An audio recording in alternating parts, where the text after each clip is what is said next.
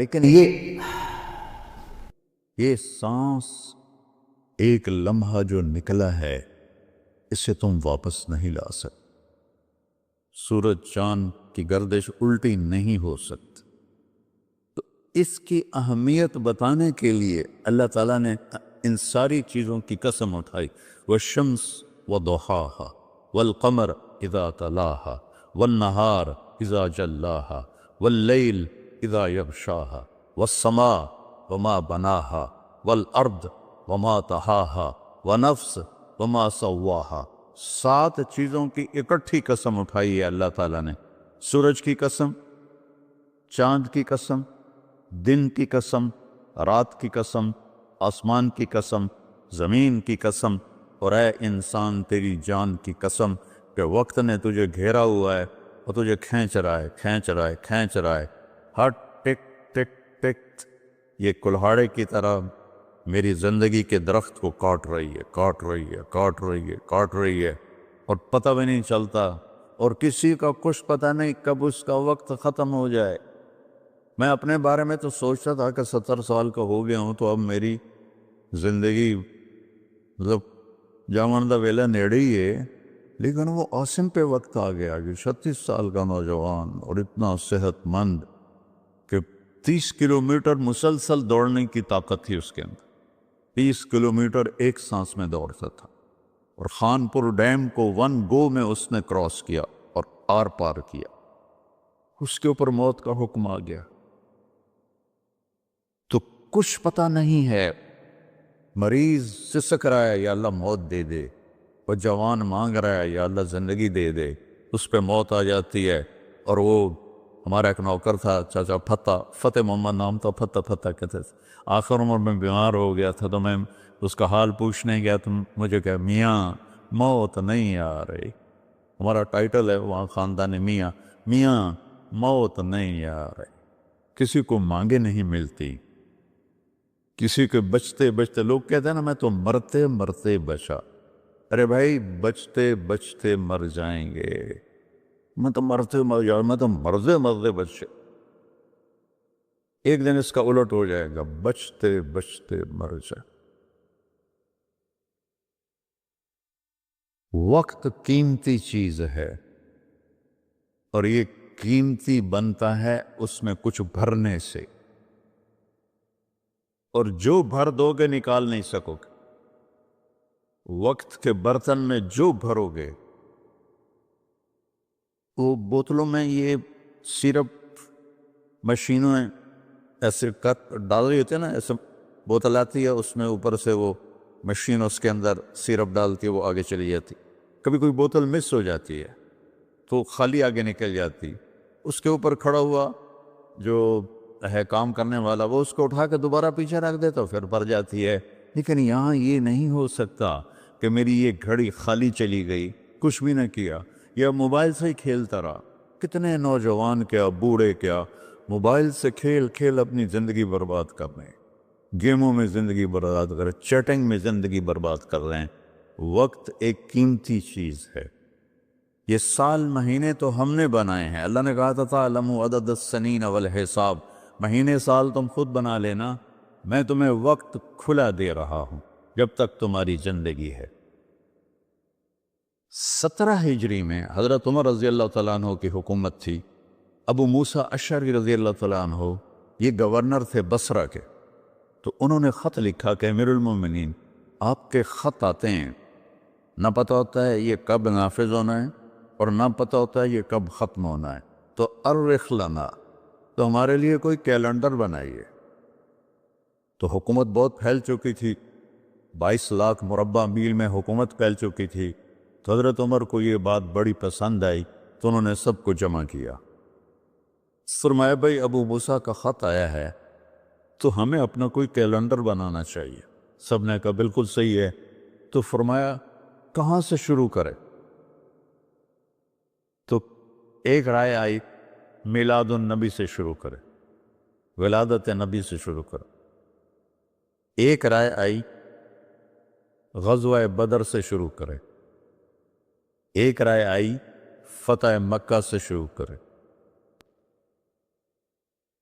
آپ نے حضرت علی سے پوچھا تمہاری کیا رائے ہے؟ کہا ہجرت سے شروع کریں کہ ہجرت سے اسلام زندہ ہوا۔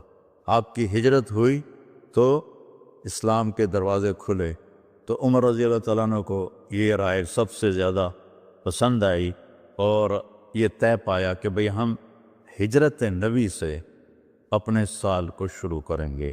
تو محرم سے ہجرت کی ابتدا ہو گئی۔ تو آپ نے فرمایا چونکہ ہجرت کی ابتدا تو محرم سے ہے، ہمارے نبی نے ہجرت کی سفر میں جا کر 27 سفر، تو ہم ہجری شروع کریں گے وہاں سے اور سال شروع کریں گے محرم سے کہ محرم سے ہجرت کی ابتدا ہوئی تھی۔ اور حاجی حج کر کے واپس جاتے ہیں تو محرم پہلا مہینہ بنتا ہے، تو لہٰذا ہمارا جو سال بنا وہ بنا محرم سے شروع ہوگا، اور اس کی جو سال کی جو انتہا ہے، ابتدا، وہ ہجری سے ہوگی۔ اور صحابہ اجازت لے رہے تھے، جا رہے تھے، ابوبکر صدیق نے اجازت مانگی تو آپ نے انکار کر دیا، تو کہا یا رسول اللہ میں آپ کے ساتھ جاؤں گا؟ آپ نے کہا ہاں۔ حضرت عمر رضی اللہ عنہ نے اجازت مانگی، آپ نے دے دی، تو حضرت عمر رضی اللہ تعالیٰ عنہ نے زرہ پہنی، تلوار سجائی اور بیت اللہ کا طواف کیا، اور جہاں سارے قریشی بیٹھے تھے وہاں کے کھڑے ہو گئے۔ کہا بھائی جو یہ چاہتا ہو کہ اس کی بیگم بیوہ ہو جائے، بچے یتیم ہو جائیں، تو یہ میں مکہ چھوڑ کے جا رہا ہوں، جس مائی کے لال میں طاقت آئے اور مجھے روک کے دکھائے۔ ایک بھی نہیں اٹھا، ایک بھی نہیں اٹھا، سارے سہم گئے، دبک گئے۔ میرے نبی سے زیادہ دلیر تھے حضرت عمر، آپ چھپتے گئے۔ حضرت عمر کا فعل سنت نہیں بننا تھا، میرے نبی کا فعل سنت بننا تھا۔ کمزوری کے وقت میں کیا کرنا ہے ہمیں طریقہ سکھانے کے، ورنہ جبریل ایسے براق پہ بٹھاتے اور جا کے مدینے اتار دیتے۔ امت کو سبق دینا تھا جب تم کمزور ہو تو پھر اس وقت تم نعرے بازی نہ کرو، اپنی طاقت کو حاصل کرو۔ نعروں سے بھی کبھی کوئی قوم فتح ہوتی اور بد دعاؤں سے بھی کبھی کوئی قوم برباد ہوتی، ہمارے جیسوں کی بد دعائیں۔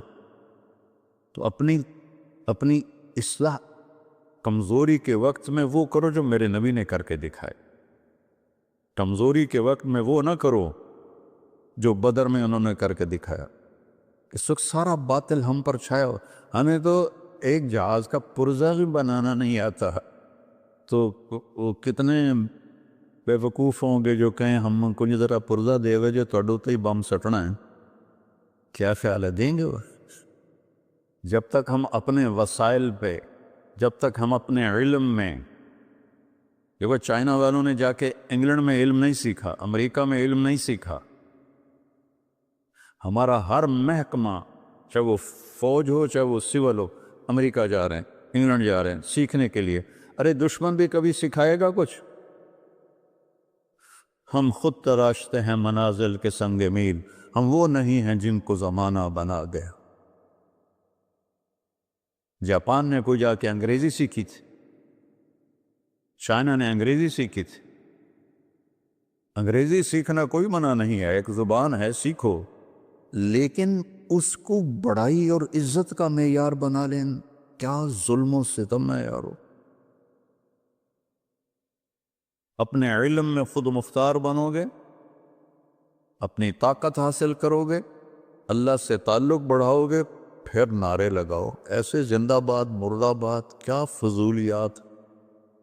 مسجدوں میں اتنا شور مچ جاتا ہے، زندہ باد مردہ باد۔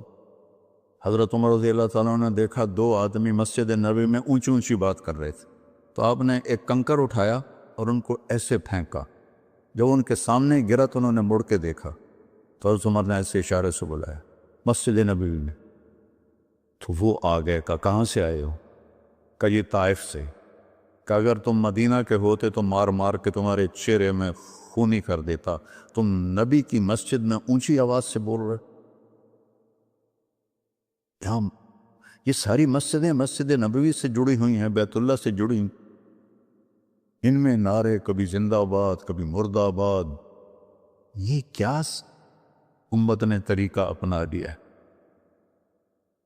سلطان عبد المجید نے جب مسجد نبوی بنائی، جو سیکنڈ لاسٹ تھا ترکی بادشاہ، تو اس نے ساری دنیا سے کاریگر بلائی، ان کو استنبول میں ایک بستی میں ٹھہرایا اور کہا اپنے ہر ہنر والا اپنے بچے کو حافظ بنائے اور اپنا ہنر سکھائے۔ تو سب نے ایک ایک بچہ حافظ بنایا، اپنا تعمیراتی ہنر سکھایا، تو 3000 حفاظ اور کاریگر تیار ہوئے۔ ان کو سلطان عبد المجید نے مدینہ بھیجا اور انہوں نے مسجد نبوی کی تعمیر شروع کی۔ سارا ہر پتھر پہ قرآن پڑا ہوا ہے، جو پرانی مسجد ہے۔ اور جب کوئی پتھر رکھتے تھے اور وہ تھوڑا بڑا ہوتا تھا، اس کے مطابق نہیں ہوتا تھا، تو وہ نشان لگاتے، وہاں بھی تراش سکتے تھے تیشے کے ساتھ، نشان لگاتے۔ جس بستی میں وہ ٹھہرے ہوئے تھے وہاں وہ پتھر واپس جاتا، وہاں اس کی کاٹ تراش کر کے پھر واپس بھیجا جاتا، پھر اسے لگایا جاتا، پھر وہ تھوڑا سا زیادہ ہوتا، پھر وہیں جاتا تھا اور وہاں جا کے تاکہ ٹھک ٹھک کی آواز میرے نبی کو تکلیف نہ دے۔ میرے نبی تو اپنی قبر میں زندہ ہے تاکہ ان کو تکلیف نہ ہو، تو پھر اس کو واپس لا کے پھر جوڑا جاتا تھا۔ ایسے ہی بیت اللہ بنا، وہ جو پرانا اب انہوں نے گرا کے نیب کر دیا۔ تو ہر پتھر پہ قرآن پڑھا گیا ہے، ہر پتھر پہ، اور مسجد کا ادب ایسا تھا۔ پھر اس کے بعد یہ نئی مسجد، ہر سال میں جاتا تھا، میں دیکھتا تھا وہ کاریگر سگریٹ پی رہے ہوتے تھے، دھواں اڑا رہے ہوتے تھے، وہ ساتھ تعمیر کر رہے ہوتے تھے۔ نہ وہ عشق میں رہیں گرمیاں، نہ وہ حسن میں رہیں شوخیاں، نہ وہ غزنوی میں تڑپ رہی، نہ وہ خم ہے زلف ایاز میں۔ وہ زمانہ ہی بدل گیا، وہ مسلمان آئے عشاق گئے وعدہ فردہ لے کر، اب انہیں ڈھونڈ چراغ رخ زیبا لے کر۔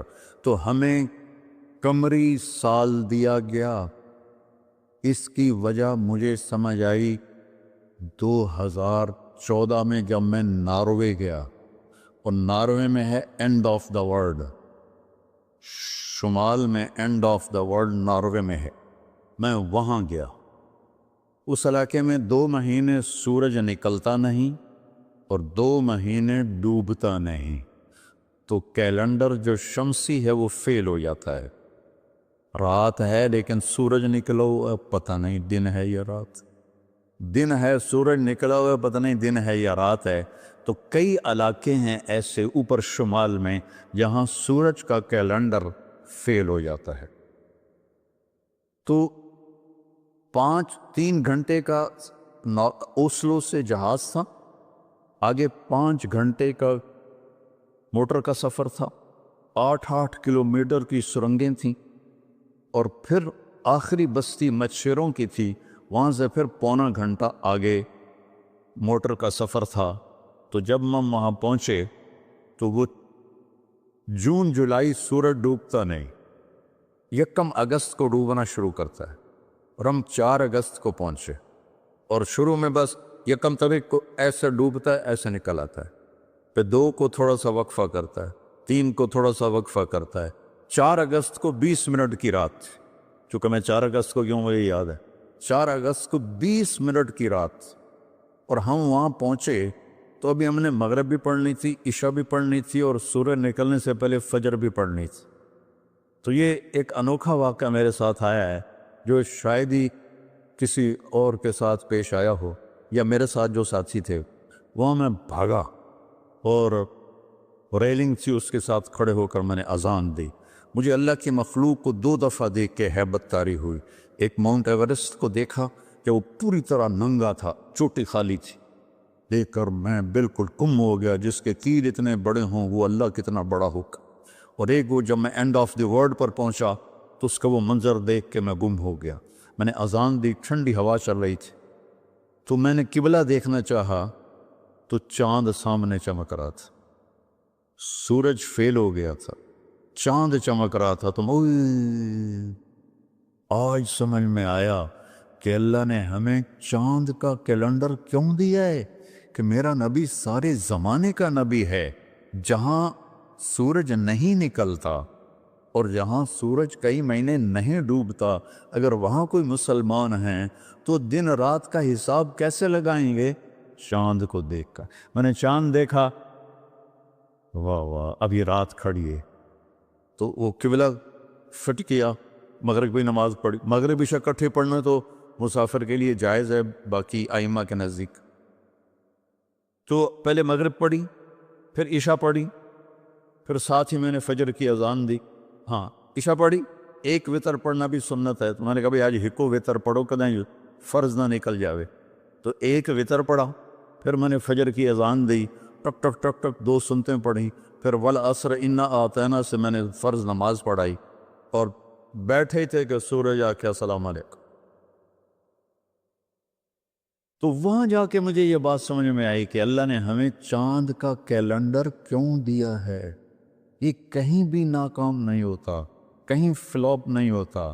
سورج کا کیلنڈر کتنی جگہ ہیں دنیا میں جہاں فلاپ ہو جاتا ہے، ناکام ہو جاتا ہے، تو یہ ہمارے نبی کی عالمی نبوت کی ایک دلیل چاند کا نظام شمسی بھی ہے۔ تو بھائیو، میں بہت ساری باتیں وقت کے متعلق بتا گیا، کہنا تو یہ تھا کہ ہندسہ بدلا ہے تو اپنے آپ کو بھی بدلیں، توبہ کریں اپنے رب کی بارگاہ میں اور گناہوں سے توبہ کریں۔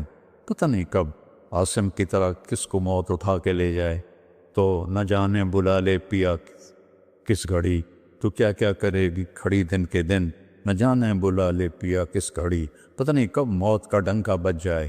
تو بھائیو، اس سے پہلے توبہ کرو، اپنے رب کی بارگاہ میں جھکو، فرائض ادا کرو، 5 نمازیں پوری پڑھو، جھوٹ نہ بولو، سچ بولو، دھوکہ نہ دو، دیانتداری سے چلو، بدکاری نہ کرو، نکاح کرو، یہ نشے نہ کرو، حلال پیو، حلال کھاؤ، حرام نہ کماؤ، حلال کماؤ، ماں باپ زندہ ہیں تو ان کے آگے اف بھی نہ کرو، بیوی بچوں سے حسن سلوک رکھو، روب جمانا نہیں۔ ماں باپ سے کہتا ہوں، اولاد کی عزت کرو، اولاد کو عزت دو، انہیں ڈانٹ ڈپڑ سے نہ چلاؤ، پیار سے چلاؤ۔ اولاد سے کہتا ہوں، ماں باپ کے آگے اف بھی نہ کرو کہ وہ تمہاری جنت ہیں، وہ تمہاری جنت کے دروازے ہیں، اور اپنی کمائیوں میں حلال رکھو۔ ایک دوسرے سے لڑے ہوئے ہو تو صلح کر لو، کہ اللہ پاک کو آپس کا لڑنا بالکل پسند نہیں ہے۔ اور اب یہ سیاست کا بازار گرم ہو رہا ہے، یہ نہیں منافقت ہے، منافقت کے سوا کچھ نہیں ہے، اس سے دور ہی رہو تو اچھا ہے۔ اور اگر کہیں کوئی سیاست کا کسی کو شوق ہے تو پھر اپنے مخالف کی بدخوئی نہ کرے، اس کی برائی نہ کرے، اس کو گالیاں نہ دے، اس کو برا بھلا نہ کہے، ورنہ اپنی آخرت خراب کرو گے۔ یہ ایم پی ایم این اے ٹکے ٹکے بک رہے ہیں تو ان کی کیا حیثیت؟ آج کل کے وزیروں کو کون